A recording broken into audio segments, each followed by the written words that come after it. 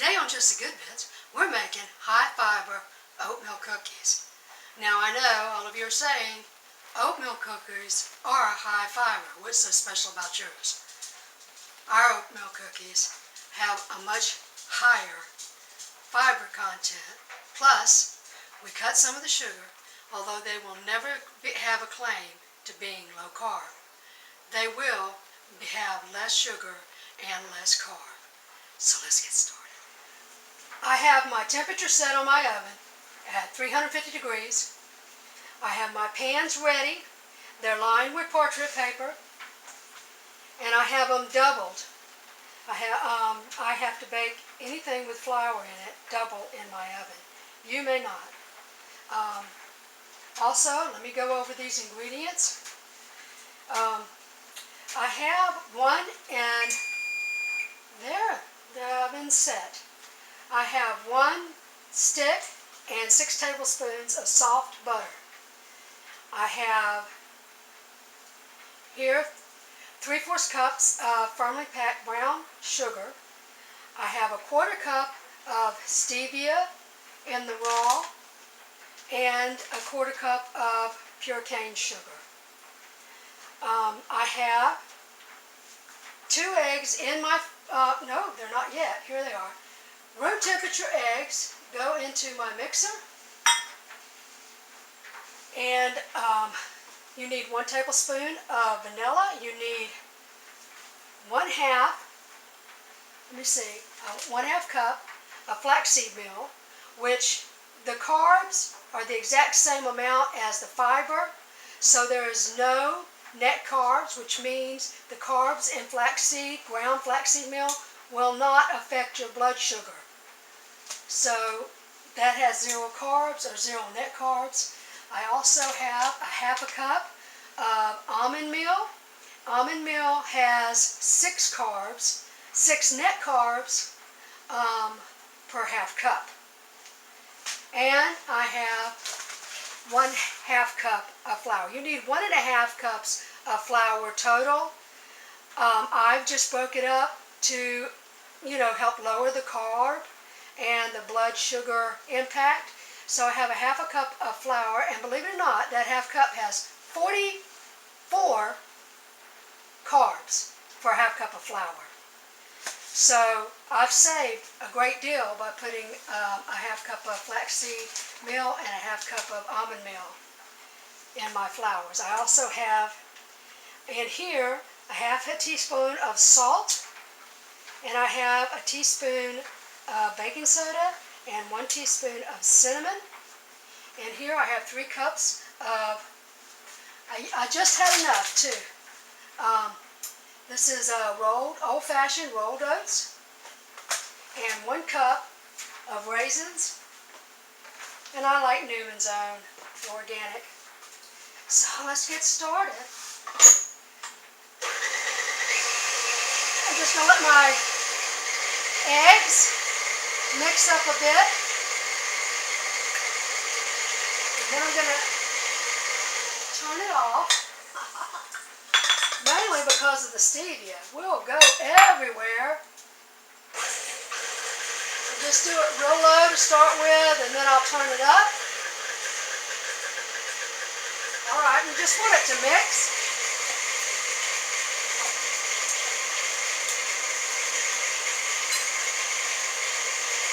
Put my butter. I actually should have put my butter in first with the sugars, and then added the eggs. But of course, I'm going to mix it up and not do it. Mess I always do when something is not quite like it should be.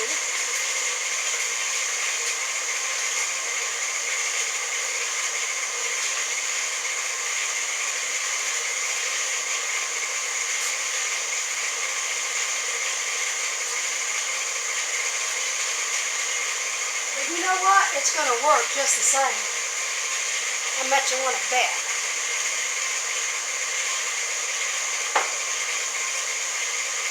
Okay, I'm going to turn it down scrape the bottom.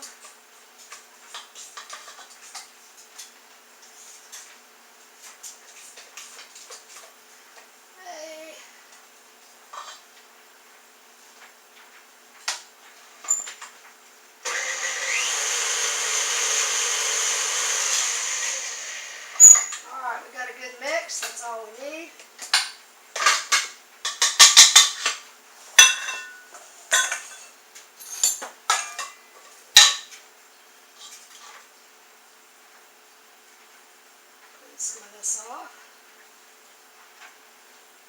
It's screaming for the flour.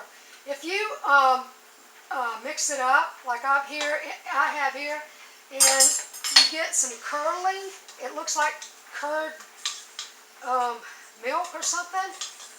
Well, not the white color, but you know what I mean.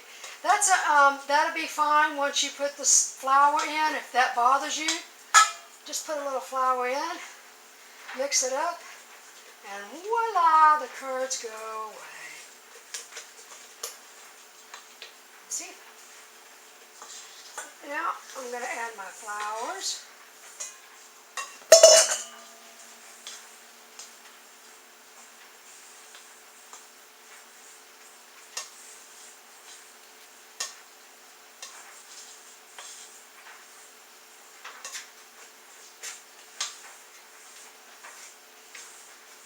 Mix that good.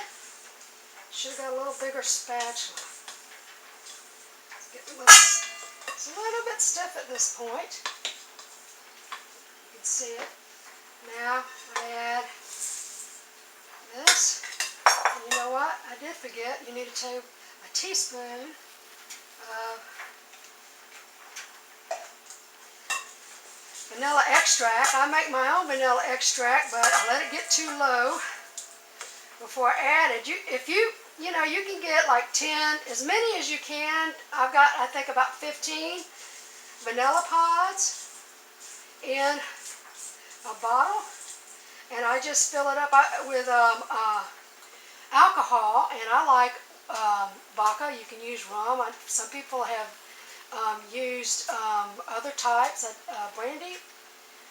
But I prefer vodka because it has a cleaner, well, it doesn't really have a taste, and I don't want anything interfering with my vanilla extract, because if I want, you know, a rum flavor or whatever, I can put the rum in a recipe, but if I got it in my vanilla extract, I can't take it out. So I like vodka, and I've heard so many times people say, well, you know, you can use the cheapest brand you can find.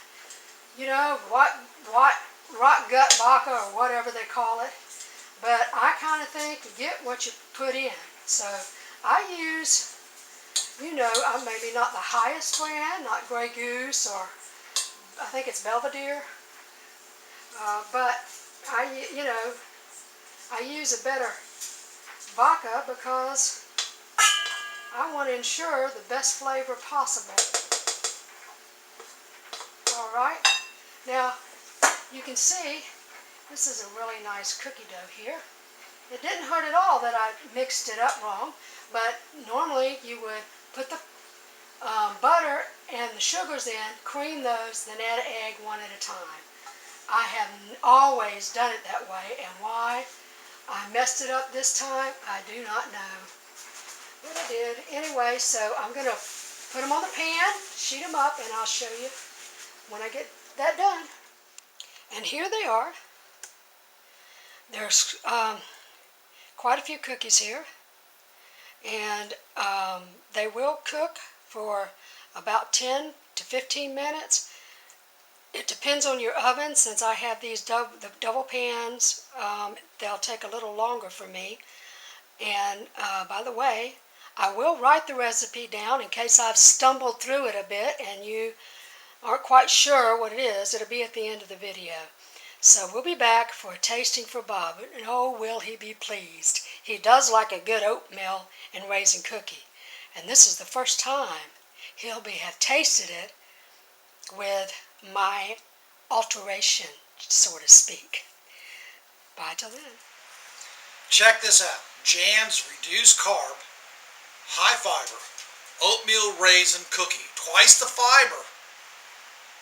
And I'm not sure about carbs. How much less carbs, Jan? Oh, a lot. A lot. Probably 50. This is for the whole recipe. Let's taste it.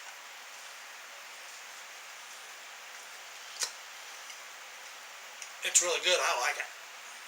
I'll have all the information of the carbs with the recipe, which follows. That's a big bite, baby. I got a big appetite. Yeah, we both do. That's the problem. Say bye. Thank you, folks. Bye-bye. Wait a minute.